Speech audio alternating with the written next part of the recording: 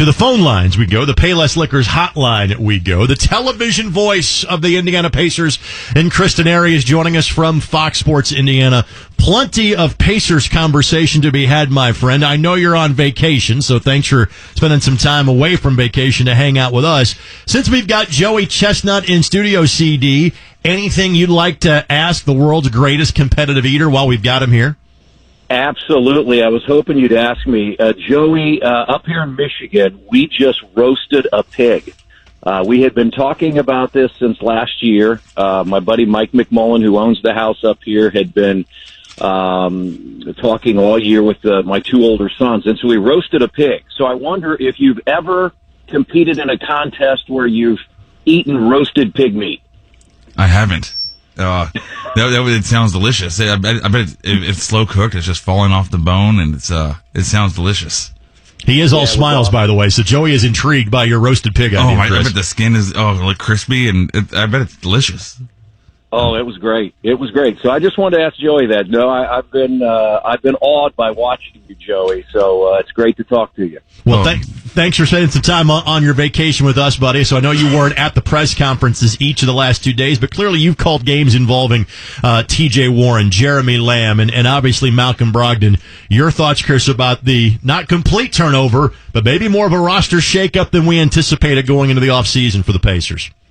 Yeah, I'm really excited. I had the opportunity, though, while I was on vacation here, to listen. You know, that's the great thing about Pacers.com and the media. You can listen and watch all the press conferences. And there's no question that I was super impressed with what I heard from Malcolm Brogdon yesterday. But it was no surprise. I mean, if you followed Malcolm Brogdon when he played in college, what he's done at Milwaukee, I mean, he's a quality young man, outstanding player. I mean, here's a second-round draft pick that was picked as Rookie of the Year and has been a very important piece to Milwaukee. I mean, they were a 60-win team this year. So you have to be excited if you're a Pacers fan. I mean, the last 2 years were as much fun as I've had. 2 48-win teams, a team 2 years ago that not much was expected of, a team this year that really fought through a devastating injury to Victor Oladipo. And so, you know, you lose guys like Thad Young and Darren Collis and Corey Joseph, Bojan Bogdanovic. That's tough because they've meant so much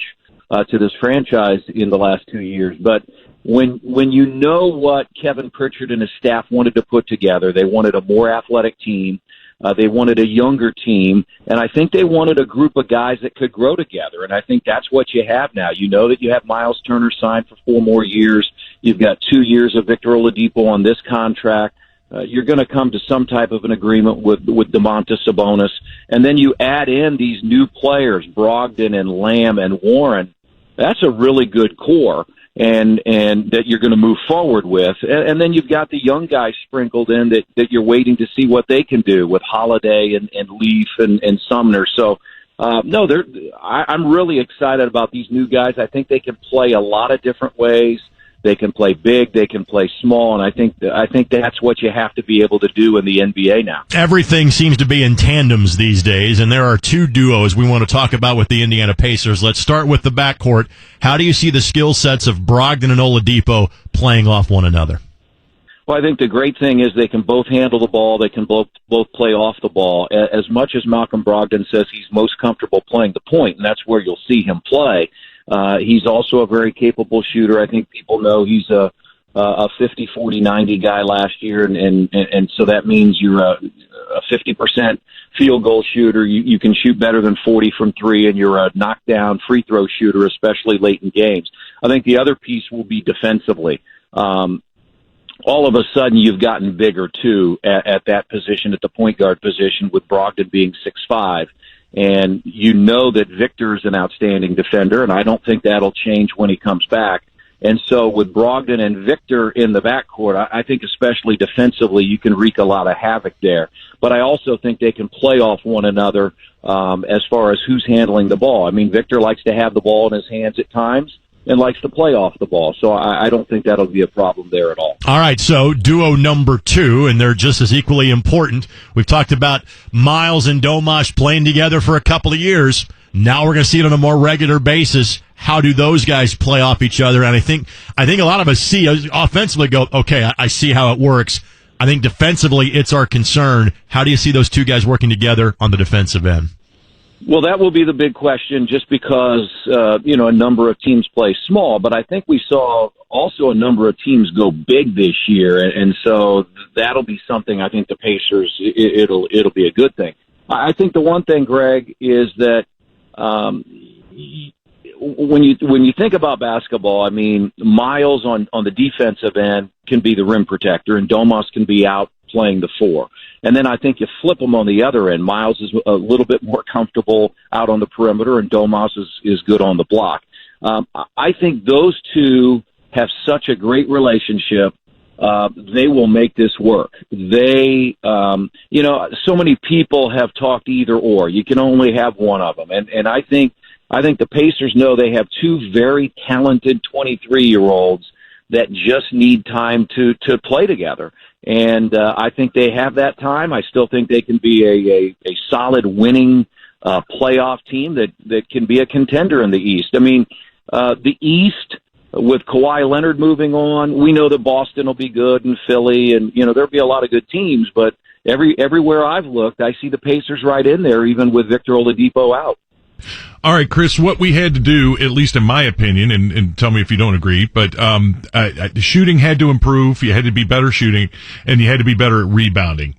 I don't know obviously we'll see if this improves, but it looks like we're certainly going to be better from the line with Lamb and Brogdon. These guys are 90%ers. But do you see the shooting being better? And the starting lineup, if you do play Domas and Miles in that starting lineup, is that your answer for rebounding?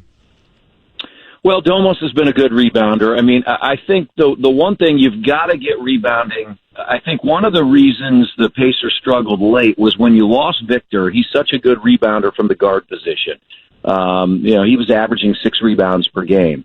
And I think what I've noticed too is with Miles is never going to have a huge number of rebounds in my estimation because he's either altering shots at the rim or he's blocking shots. And usually when he's altering or blocking a shot, and if the Pacers come up with the ball, it's somebody else on the team that's getting the rebound. So I think you've got to have good rebounding from the guard positions. I think Brogdon at the point at 6'5" has been a good rebounder. I think Jeremy Lamb has size. I can see him sliding down to the 3 in a smaller lineup. That's going to be the challenge for this team to become a better rebounding team. I think, Joe, I don't think they have to be a top 10 rebounding team, but I think they have to climb from the 20s into the teens and be a little bit better rebounding team. We know Domas is a good rebounder, and hopefully with him side by side with Miles, this becomes a better rebounding team. How concerned? Go ahead. And again, on the shooting, I think you lose Bogdanovich, who we all know was a very good knockdown shooter. But I think if you spread it around, as I look at the roster right now, I think overall, and throw in Doug McDermott, I think it is a better overall shooting team than the team had a year ago. Yeah, it's because you look at that. If you got Brogdon, you got Lamb, Warren. I mean, these are all career 15 and 5 type guys. So you're going to have a team that there's no real one guy to focus on, right? Isn't that kind of the theory? And then as you go down the road or longer into the game and into the fourth quarter, then that's where you rely more on Vic. Yeah, I think that's the answer, and I think we saw what happened to the Pacers, especially in the Boston series, and I give a lot of credit to Brad Stevens in that regard. But without Victor and the game slowed down, you're not able to play as fast as you normally play in the regular season. I think we all know that the tempo slows down, and that's really where the Pacers were at a little bit of a disadvantage. But at the same time, I look back at those 4 games, and we all know it was a sweep. They led in every game and had significant leads in every game. So I think it's just with the new personnel, there are a lot of things that will be a little bit different moving forward.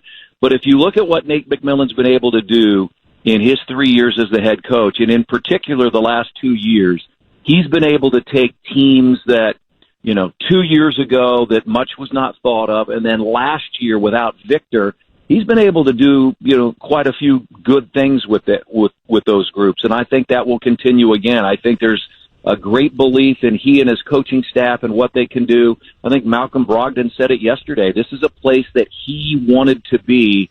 And when you hear things like that, it makes you really feel good as a Pacers fan. Chris Denari, television voice of the Indiana Pacers, our guest. Greg Rakes joined for Jeff Rickard along with Joe Stasiak, Joey Chestnut alongside too, here on 107.5 FM and 1070 The Fan. Final thing for me, everybody changed in some form or fashion in the Eastern Conference.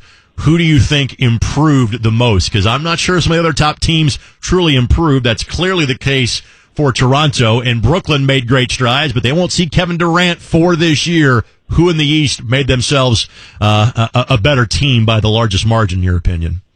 Well, I'm pretty bullish on Kemba Walker. I got to know him a couple of years ago when Quinn Buckner and I went to South Africa, and ironically, Brad Stevens was on that trip. And I sent him a text the other day and just said, I think he got a really good one in Kemba. I think his personality will fit that franchise, in my estimation, much better than Kyrie Irving. So from that standpoint, I think Boston gets a little bit better. However, I think Al Horford is a big loss, and I think that's a big gain for Philadelphia, not just what he does on the floor, but what he can add in the locker room. Boston also lost Aaron Baines. He's now in Phoenix, so they don't have a big man that they can rely on. So that'll be a question there. Philadelphia, I personally think with Jimmy Butler leaving is a positive for the 76ers. I just think they'll be a little bit better because of that. But I look across the league, Greg, I am super excited. I mean, I'm one of those guys during the year that if the Pacers aren't playing, I'm either in a hotel room or in my office. I've got League Pass on. I think League Pass is going to be fascinating this year. I mean, to watch teams like New Orleans and Sacramento, teams that are under the radar. Utah is going to be a team to watch on League Pass. I think it's going to be an absolutely fun year. I think change is good. I think it's good for the entire league. I think for the Pacers moving forward, it's good. I think there's going to be a new level of excitement going into October to watch this new group play. So I'm really excited for the season. Still have a few months to enjoy some time off, but I'll really look forward to it when it comes. All right, CD, if you were to participate in an eating contest, what would your food of choice be? Well, if it was a candy, everybody that knows me knows it would be jujubes, but I don't think you can eat those very fast because you sometimes they're a little bit hard to chew. I would probably go the pie route in some form. I might go to Indiana sugar cream pie. Some type of pie, I think, would be where I would go. Joey, have you? I'm sure you've done some type of pie eating contest in the past. Oh, yeah, a couple different types of pie. I think I did 21 pounds of pumpkin pie, 14 pounds of apple pie. Apple pie was really good. He says this so casually. Yeah, and if you did 21 pounds of pumpkin pie for us lay competitors, how many pies would that be? Oh, I think that was they were 2-pound pies, so it was ended up being like 10.5 pies. Jeez. Oh wow. Chris. Greg, Well, I was thinking about a couple of pieces here or there. Right, yeah. About a couple of pieces, so yeah, I'm way out of my league. I got nothing. it's not unlike sitting next to Quinn, at dinner. Smothered chicken, right? That's where it comes from. Now we know. So what you're saying, Joe, is when you come out there for St. Elmo's night, when you're eating the shrimp, you'd like to bring Quinn out there to see if he could compete with you. Oh, I would take Quinn on in a heartbeat. But no, Eddie White graciously offered in one of our fundraising efforts we had, Eddie and I are going to take a couple with us, and the winner of the thing got to do this, and we're going to go and eat at every single place there is to eat at Bankers Life Fieldhouse. So I can't wait to run the gauntlet. And go see the game if we have time. The game might get in the way. Around the world with Joe Stasiak. Oh my! I love it. You want in? No, I don't want in. I don't know if I can do my job.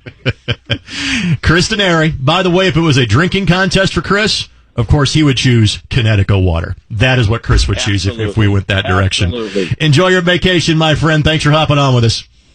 All right, thanks, guys. You got it. Chris Denari on the Payless Liquors hotline.